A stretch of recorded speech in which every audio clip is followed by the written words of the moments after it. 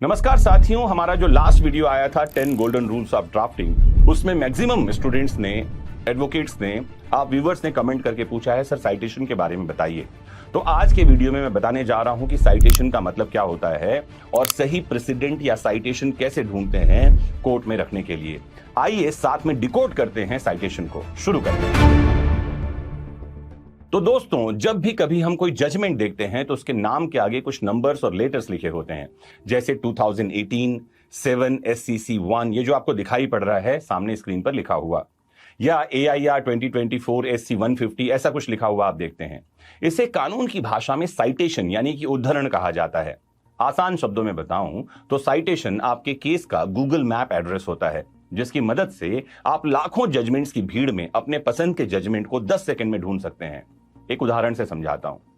जैसे आप जो है एक साइटेशन देखिए, 2018 7 SCC 1 सामने जो लिखा हुआ दिख रहा है, यह भारत का एक बहुत ही प्रसिद्ध जजमेंट है दोस्तों। नौतेज सिंह जौहर वर्सेस यूनियन ऑफ इंडिया कहा जाता है।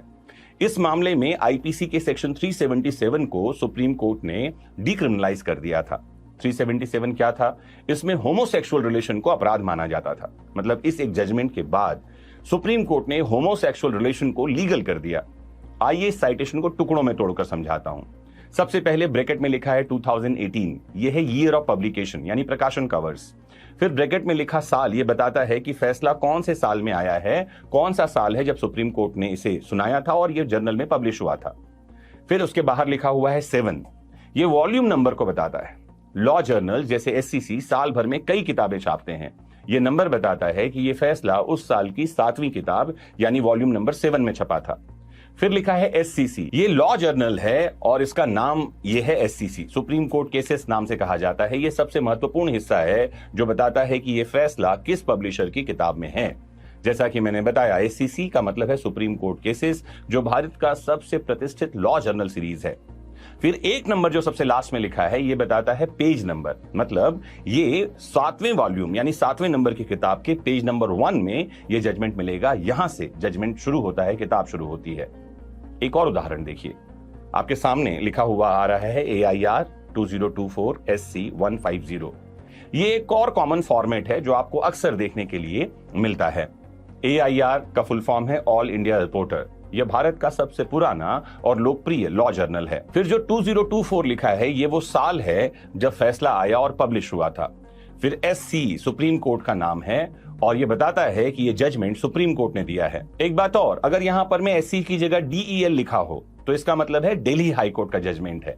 अगर यहां BOM लिखा हो तो इसका मतलब है यह जजमेंट बॉम्बे हाई कोर्ट का है। फिर 150 जो लिखा हुआ है, इसका मतलब है कि जर्नल की उस साल की जो किताब है उसके पेज नंबर 150 में यह जजमेंट छपा हुआ है। फिर एक नए तरह का जजमेंट साइटेशन आजकल चलन में है, इसे कहते हैं न्यूट्रल साइटेशन। ये क्या होता है मैं आपको समझाऊं। तो आजकल सुप्रीम कोर्ट और हाई कोर्ट्स ने अपना खुद का एक सिस्टम शुरू किया है दोस्तों, जिसे न्यूट्रल साइटेशन के नाम से जाना जाता है। इसमें किसी प्राइवेट जर्नल जैसे SCC AIR की जरूरत नहीं होती है। उदाहरण के लिए 2023 INSC 950, ये साइटेशन देखिए। 2023 फैसला आने का साल है। INSC इंडिया सुप्रीम कोर्ट, इसका मतलब यह है, या सुप्रीम कोर्ट ऑफ इंडिया इसे कहिए, यह सुप्रीम कोर्ट का आधिकारिक कोड है। 950 उस साल सुप्रीम कोर्ट द्वारा जारी किया गया 950वां जजमेंट है, यानी जजमेंट्स का सीरियल नंबर है। एक बात और आपको बता दूं, एक बहुत जरूरी टिप दे दूं। कोर्ट में जब हम बहस करते हैं, आर्ग्यूमेंट करते हैं, उस समय आप जज साहब के सामने साइटेशन बोलते हैं तो उसे कैसे पढ़ा जाता है। जैसे आपके सामने लिखा है 2018 ब्रैकेट में 7 SCC 1, कैसे बोलना है? तो आप बोलेंगे 2018 वॉल्यूम 7 SCC पेज नंबर 1।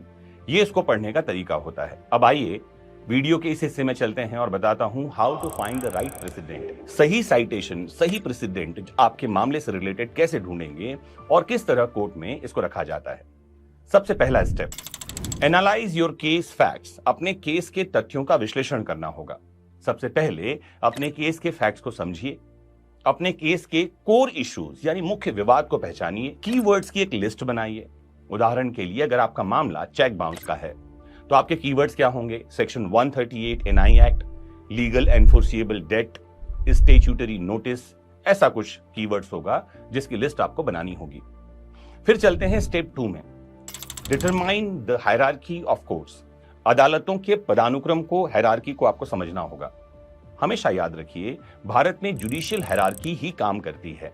अगर आपका केस डिस्ट्रिक्ट कोर्ट में है तो आपके राज्य के हाई कोर्ट और सुप्रीम कोर्ट ऑफ इंडिया के फैसले बाइंडिंग होंगे। किसी दूसरे राज्य के हाई कोर्ट का फैसला केवल पर्सुएसिव वैल्यू रखता है। पर्सुएसिव वैल्यू का मतलब है आप कोर्ट के सामने रख सकते हैं, कोर्ट उसको ध्यान में रख सकते हैं, लेकिन कोर्ट उसे मानने के लिए मजबूर नहीं है। It is not binding to your court. फिर तीसरा एक इंपॉर्टेंट स्टेप है, चेक द बेंच स्ट्रेंथ। मतलब जो पीठ, न्यायपीठ बैठी थी, उसका स्ट्रेंथ, कितने लोग उसमें थे, ये जांचिए।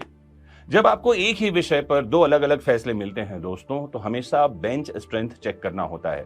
अगर ये डिवीजन बेंच का जजमेंट है, मतलब 2 जजेस इसमें बैठे होंगे। सिंगल बेंच का जजमेंट है, मतलब 1 जज बैठे होंगे। और एक जज के बेंच के फैसले पर डबल बेंच या डिवीजन बेंच का जो फैसला है वो भारी पड़ेगा। और अगर डबल बेंच या डिवीजन बेंच का फैसला है तो फुल बेंच या कॉन्स्टिट्यूशनल बेंच, मतलब 5 या ज्यादा जजेस के बेंच का फैसला उसके ऊपर माना जाएगा। फिर स्टेप नंबर 4 में चलते हैं, यूज लीगल डेटाबेस इफेक्टिवली। अगर लीगल डेटाबेस का सही इस्तेमाल करना आ गया तो आप सही साइटेशन ढूंढ पाएंगे। आज के समय में बहुत सारे वेबसाइट हैं, जैसे एसएससी ऑनलाइन मेरा एक फेवरेट वेबसाइट है, जो सुप्रीम कोर्ट का ऑफिशियल वेबसाइट है। उस पे जाइए, लॉ फाइंडर पर जाइए, या कुछ और भी लीगल सर्च इंजिन्स हैं जिनका आप उपयोग कर सकते हैं और लीगल डेटाबेस में से आपके काम का साइटेशन ढूंढ सकते हैं। फिर एक इंपॉर्टेंट टिप और दे दूं, बूलियन सर्च का उपयोग कीजिए। शब्दों के बीच में एंड और नॉट का इस्तेमाल करके सटीक परिणाम आप पा सकते हैं। जैसे अगर आप चेक बाउंस के मामले में कोई साइटेशन ढूंढ रहे हैं तो आप क्या लिखिए, cheque bounce and director liability. तो यहां आपको पता चलेगा कि चेक बाउंस के केस में किसी इंस्टीट्यूशन के डायरेक्टर्स की लाइबिलिटी से रिलेटेड कौन से जजमेंट पहले आ चुके हैं।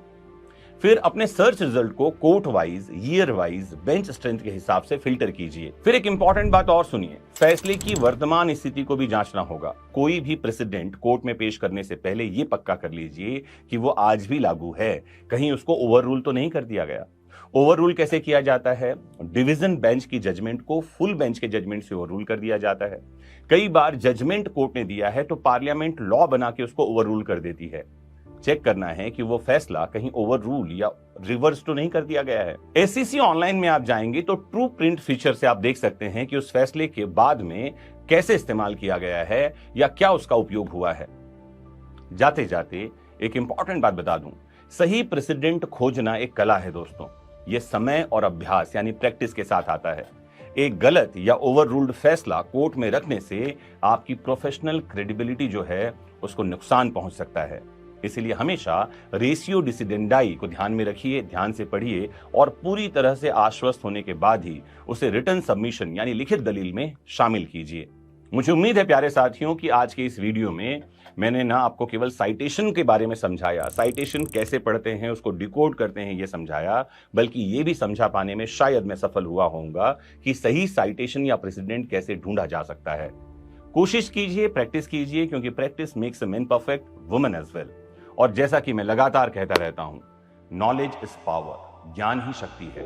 उसके लिए करना क्या है? जुड़े रहना है आपके अपने फेवरेट प्लेटफॉर्म वैदिक शिक्षा से और अपना खूब ख्याल रखना है, क्योंकि आपका होना इन सब बातों से ज्यादा महत्वपूर्ण है। नमस्कार, जय हिंद।